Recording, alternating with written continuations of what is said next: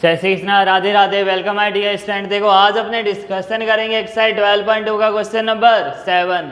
अगर मैं new book की बात करूँ तो एक्सरसाइज 11.1 का क्वेश्चन नंबर 7। देखो क्वेश्चन नंबर 7 लिखा है, a chord of a circle of radius 12 centimetre subtends and angle of 120 degree at the centre. Centre से कितना डिग्री का कोण बना रहा है? 120 degree. Find the area of the corresponding segment of the circle.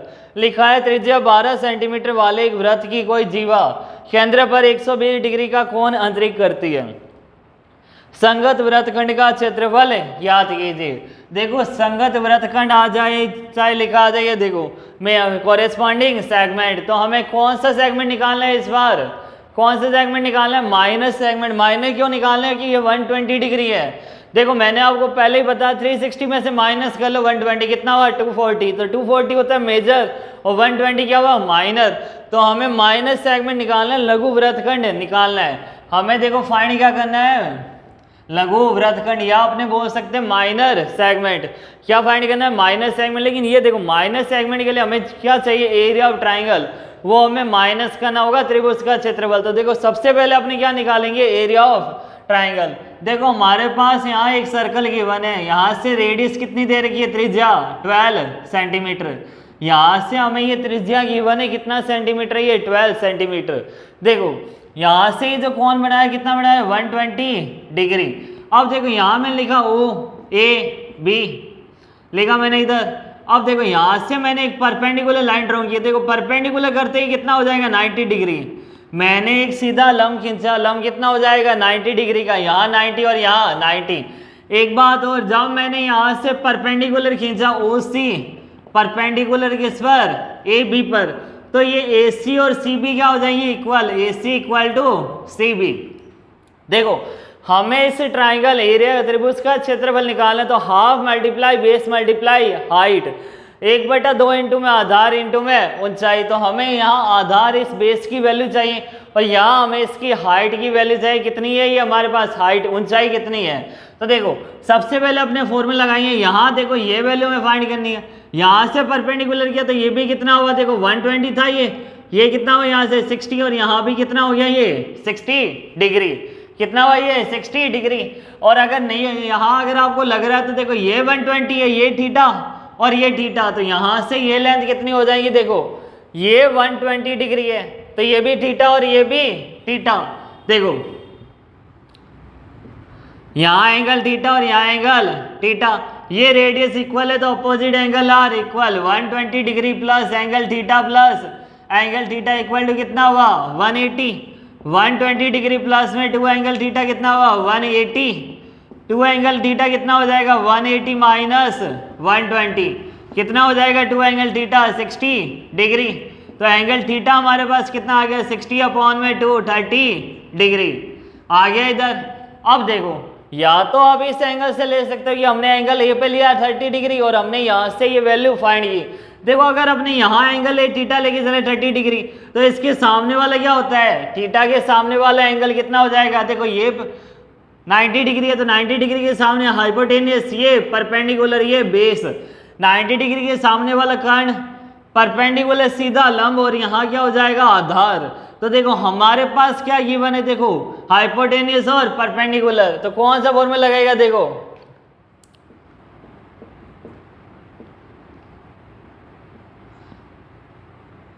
ये क्या हमारे पास? परपेंडिकुलर लंब। देखो यहाँ से हम मैंने एक यहाँ लाइन ड्रॉ की है, ये यहाँ ये हमारे पास आ गया एंगल थीटा कितना? 30 डिग्री, या ये 30 डिग्री। अब देखो यहाँ से आपने लिखा है साइन 30, अच्छे से देखना साइन 30 क्या होता है?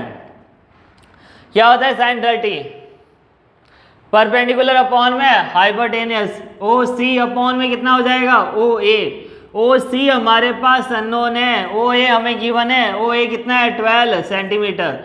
साइन 30 की वैल्यू होती है 1/2, तो यहाँ से OC कितना हो जाएगा? क्रॉस मल्टीप्लीकेशन OC इधर आएगा। देखो OC इधर है, 12 यहाँ आ जाएगा, 12/2 कितना आ गया? OC हमारे पास 6 सेंटीमीटर। तो इस हाइट OC हाइट हमारे पास कितनी आ गई? हाइट, या अगर मैं बात करूँ ऊंचाई कितनी आ गई हमारे पास? 6 सेंटीमीटर। ऊंचाई कितना है? 6 सेंटीमीटर। अब देखो ये हाइट आ गई मेरे पास कितना 6, हमें चाहिए AC और CB। तो देखो AC हमें फाइंड करना है, तो cos 30 क्या हो जाएगा परपेंडिकुलर अपॉन में, सॉरी ये तो था sin 30 क्या था परपेंडिकुलर अपॉन हाइपोटेनियस, cos 30 कितना हो जाएगा बेस अपॉन में हाइपोटेनियस। तो cos 30 कैसे निकलेगा, देखो cos 30 डिग्री क्या हो जाएगा बेस अपॉन में हाइपोटेनियस, कितना हो जाएगा AC अपॉन में हाइपोटेनियस कितना है OA। तो cos 30 का फॉर्मूला क्या हो जाएगा, देखो √3/2। AC हमें फाइंड करना है, OA हमारे पास कितना है, देखो OA 12। अब देखो अब यहाँ अगर अपने क्रॉस मल्टीप्लाई करेंगे तो AC इक्वल टू हमारे पास कितना हो जाएगा, देखो 12, ये 12 यहाँ आ गया मल्टीप्लाई में √3 डिवाइड में 2 से 12 कट हो गया 6 टाइम, तो AC कितना आ गया हमारे पास 6√3 सेंटीमीटर। तो देखो AC हमारे पास इतना कितना हो गया, देखो 6√3, तो CB भी कितना हो जाएगा 6√3। AC इक्वल टू CB हमने देखा 6√3। देखो ये सारा हमारे काम आएगा एरिया ऑफ ट्राइंगल निकालना, half multiply base multiply height. सबसे ज़्यादा प्रॉब्लम है इस एरिया ऑफ ट्राइंगल में, अगर ये निकाल लेना तो डायरेक्ट हमें फॉर्मूला अप्लाई करना है और हमारा सारा आंसर आ जाएगा। लेकिन आपको ये चीज़ पहले समझ आनी जरूरी है कि हमने ये कैसे लिखा। तो सबसे पहले हमने लिखा उसी परपेंडिकुलर AB, यहाँ से AC और CB हमने बताया इक्वल है। फिर हमने यहाँ से एंगल थीटा देखा कितना 30 डिग्री। फिर ट्राइंगल कौन सी बात की, OAC, ट्राइंगल कौन सा OAC। यहाँ हमने बताया साइन 30 डिग्री क्या होता है परपेंडिकुलर अपॉन हाइपोटेनियस, लंब बटा कर्ण परपेंडिकुलर अपॉन हाइपोटेनियस, तो OC अपॉन में OA। यहाँ से हमने इस OC की लेंथ हमने फाइंड की, उसके बाद OC कितना आया 6 सेंटीमीटर। फिर हमने देखा cos 30 बेस अपॉन में हाइपोटेनियस, हमें ये बेस चाहिए था, हमें क्या चाहिए बेस चाहिए साइन 30 ट्राइंगल के लिए, बेस मल्टीप्लाई हाइट, हाइट तो आ गई लेकिन बेस चाहिए हमें अभी तक। तो cos 30 कितना हुआ AC अपॉन में OA, ये 12 यहाँ आएगा तो मल्टीप्लाई 12 मल्टीप्लाई √3/2, 2 1 जा 2 2 6 जा 12। तो यहाँ से AC की वैल्यू हमारे पास कितना आ गई 6√3। अब ध्यान से समझना एक बार, यहाँ से हमारे पास AC की वैल्यू कितनी आ गई 6√3। तो देखो बेस क्या होगा टोटल AB इक्वल टू में AC प्लस CB। तो यहाँ देखो AC भी 6√3 और CB भी कितना है 6√3, तो हमारे पास टोटल कितना आ गया 12√3। ये आ गया अपने पास बेस आधार, बेस या जिसको मैं बोलूँ आधार कितना आ गया हमारे पास 12√3। हाइट हमारे पास आ गई, हाइट या ऊंचाई कितनी आ गई थी हमारे पास 6 सेंटीमीटर, 6 सेंटीमीटर। तो एरिया ऑफ ट्राइंगल हमारे पास आ गया। अब देखो रेडियस पाई जब अपने लगाएंगे फॉर्मूला सेक्टर का त्रिज्य खंड का, तो उसमें क्या हो जाएगा देखो R रेडियस, R क्या हो जाएगी रेडियस या त्रिज्या, R कितना है 12 सेंटीमीटर, थीटा हमारे पास कितना है 120 डिग्री। अब देखो अब एज इट इज ये सारा हमें फॉर्मूले में बस अप्लाई करना है और हमारा आंसर आ जाएगा।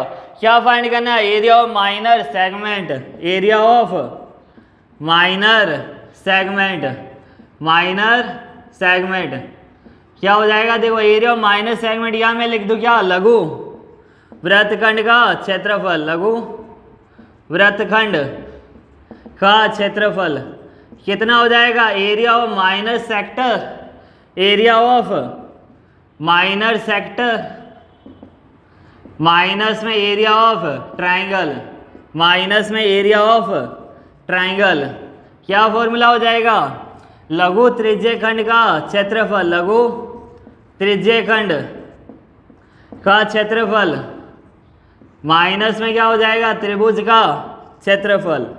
तो देखो हमें यहाँ कौन सा फॉर्मूला अप्लाई करना है, पाई आर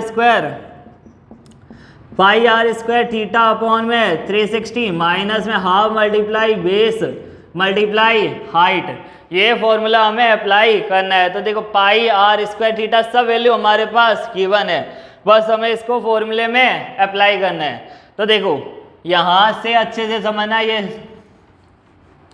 कितना हो जाएगा पाई आर स्क्वायर, पाई की वैल्यू 22/7, आर स्क्वायर, आर हमारे पास कितनी है रेडियस 12 सेंटीमीटर, थीटा हमारे पास कितना है 120 अपॉन में 360, half multiply base multiply height 1/2 into आधार इंटू ऊंचाई।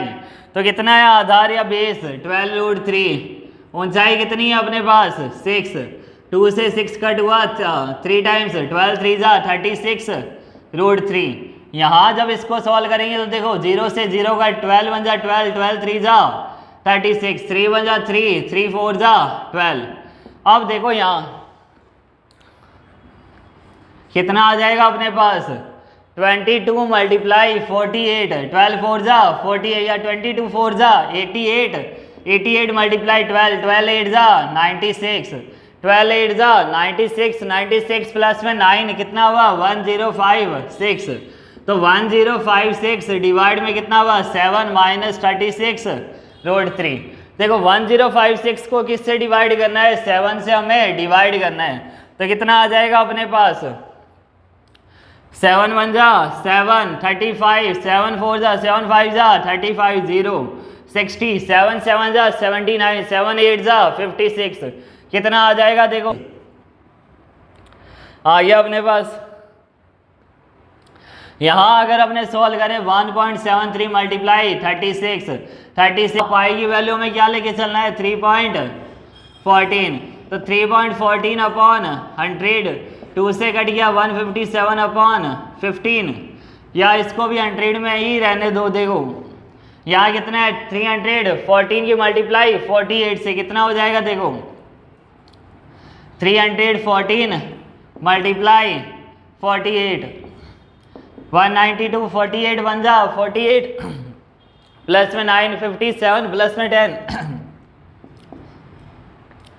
43 जा 128, 3 जा 24, 144 प्लस 6 कितना हुआ 150, 150.72। अपना आंसर यहाँ कितना आया 150.72। ये आंसर आ गया अपने पास 150.72। यहाँ हमारे पास था half multiply base multiply height. तो देखो हाफ मल्टीप्लाई बेस 2 3 जा 6 हुआ 3 टाइम्स, 12 3 जा 36, 1.73 की मल्टीप्लाई 36 से 6 3 जा 18, 6 7 जा 42 प्लस 1 43, 6 1 जा 10, 3 3 जा 9, 3 7 जा 21, कितना हुआ 5 8 12 2 और यहाँ 6 कितना आ गया अपने पास 62.28। यहाँ जब इसको सॉल्व करेंगे कितना आ जाएगा अपने पास 62.28, 62.28। अब देखो 150.72 में से माइनस करना है हमें 62.28, कितना आ जाएगा 12 माइनस 8 4, 6 माइनस में 2 4, यहाँ देखो कितना हो जाएगा 10 माइनस में 2 8, 14 माइनस 6 8, 88.44 सेंटीमीटर स्क्वायर।